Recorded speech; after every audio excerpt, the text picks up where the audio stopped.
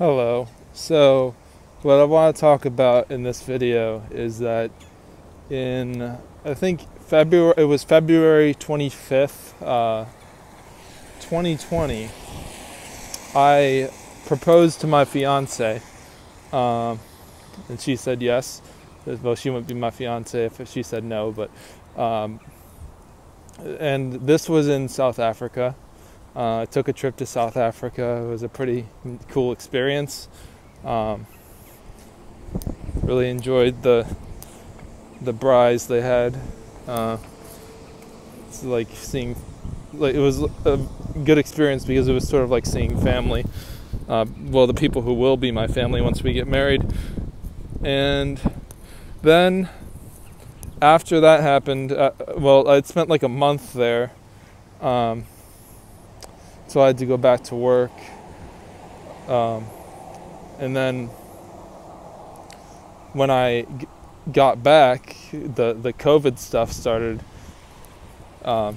hitting the fan, and everyone went insane about COVID, and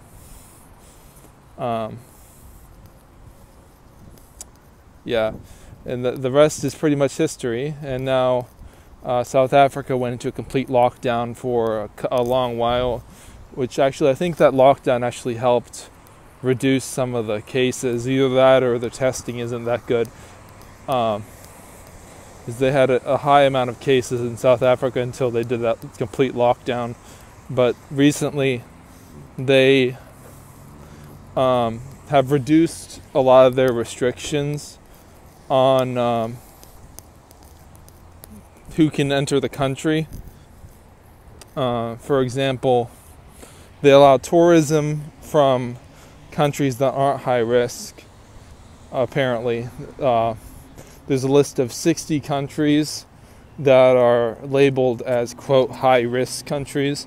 The United States is on that list.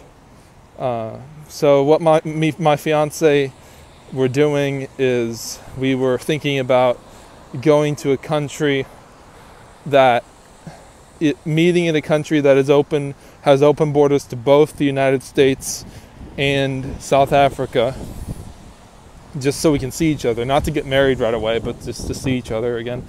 It's been so long since I've seen her.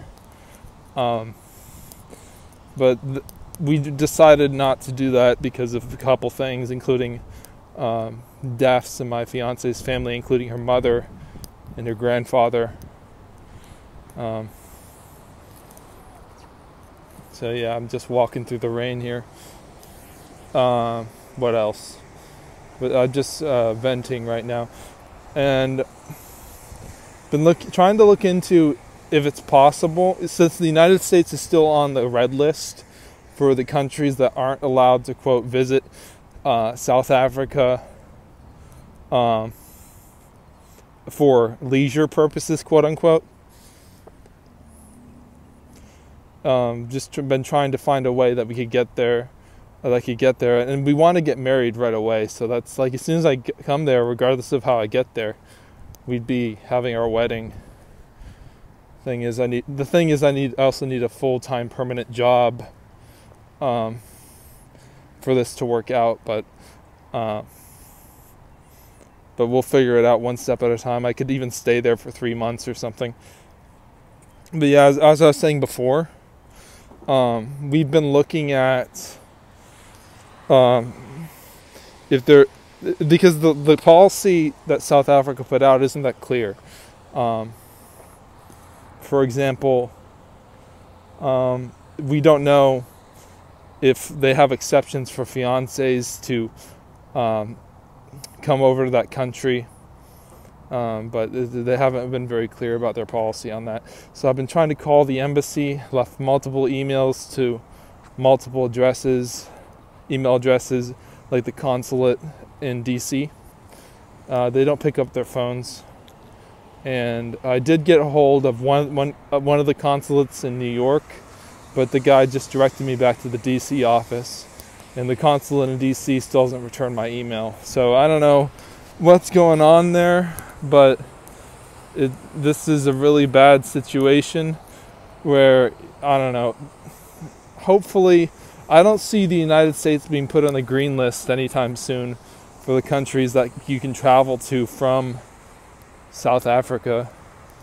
I guess it's getting really hard on Tanika and I, because been separated for so long, and we're thinking we're not going to be separated this long. Like before, we were planning a trip where I would travel to where she lives in Durban, near Durban, in July, but that couldn't happen because of the COVID stuff. Just took the world by storm, and all these people started dying of COVID everywhere, and everyone went crazy about it. This pandemic, it's really having a bad effect on my mental health, I think. It's just a horrible situation, and it would be alleviated a little bit if the embassy returned emails or answered their phones. I looked at the Google reviews for the embassy, and it says, oh, these people don't answer their phones. I'm a South African citizen, and I couldn't get back to my country because the South African embassy doesn't answer their phones, or something like that, like horror stories about this stuff. So I don't know, it's gonna be a while before the US goes back on a green list. Probably at the same time they have a vaccine, the cases will start to go down. But the thing is, I've heard people say, oh, this pandemic, it's gonna be like the cold every year. It's just going to keep coming back and mutating, and we're never going to get rid of it. That would be a total nightmare scenario. I've talked to people like at my church, for example. So one guy said, you better get married as quick as you can if you want to be with her, because things are only going to get worse. Sort of like talking like a conspiratorial thing, like how people are conspiring to consolidate all these big companies, all these small companies into bigger companies, and how how the government's just seizing a lot of power that it shouldn't have. And I'm just outside my current work right now, standing in the rain, and that was my rant. My fiance Tanika and I, we've been doing video calls like every single day. The time zone difference makes it a little harder to stay in touch. It's like during the weekday, whenever I'm working, is when she's available. So it's kind of, you can't really talk to her while I'm working. And when I get home from work, she's already in bed asleep. It's like a 6 or 7 hour time difference. It's the 6 hour difference. It used to be 7 until daylight savings time. I just wanted to vent my frustrations.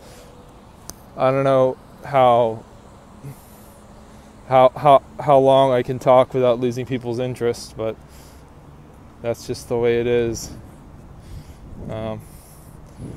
I just feel like continuing to ramble, but I think I'll probably end the video right here.